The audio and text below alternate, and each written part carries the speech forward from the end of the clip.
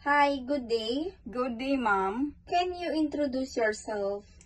Good day, ma'am, sir. My name is Amelita Bernales. I'm 41 years old. I'm single.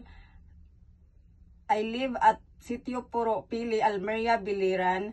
I have 3 brothers and 4 sisters. I am the 5th in the family, ma'am. Okay.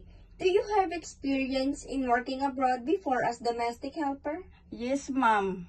In Hong Kong, there are 4 members in the family, 2 children and 2 adults.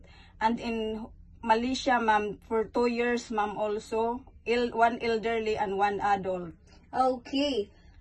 Regarding in Hong Kong, how long did you stay in that employer? 10 years, ma'am. Okay. What are your main duties in your previous employer? I taking care of the children, ma'am. That is my priority. And then all the household works like cleaning, washing, iron, and everything, ma'am, marketing and cooking. Everything, ma'am, cleaning the house. Okay. Why did you choose to work in Hong Kong again? Because, ma'am, that is the safe place for me, ma'am, to go back, ma'am, than in Middle East. And also the big salary there, ma'am. Okay. Do you know how to cook some simple Chinese food? Yes, ma'am. Stir fry, ma'am, veggie, then fried rice, and also steamed chicken, and everything, ma'am, like fried noodles, everything, ma'am. Okay. If your employer has a small baby and required to look after him while sleeping, how will you manage your housework? I will make sure, ma'am, the baby asleep, ma'am, safely. Then I will check on time, ma'am, every time, ma'am. Okay. What can you teach to your employer's children? I will teach them, ma'am, how to read, ma'am, write, then... Okay. What will you do if the baby has a fever? I will check the temperature, ma'am, then I will inform my employer what to do. Okay. What will you do if the baby is crying? I will check, ma'am, if she or he is hungry or wet, the diaper is wet or want to sleep. Okay. Can you sing a nursery song? Okay, ma'am. Baby Jesus,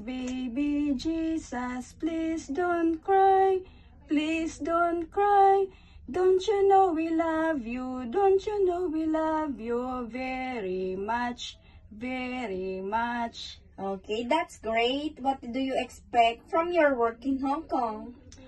I know, ma'am, that it is hard, ma'am, for me, but I think, ma'am, because of my future and my family, I will do my best, ma'am. Okay, are you afraid of dogs and cats? No, ma'am. Can you control your homesick? Yes, ma'am. Okay, how you control your homesick? I will make myself busy, ma'am, then I will go to church. Okay. Do you have special skills?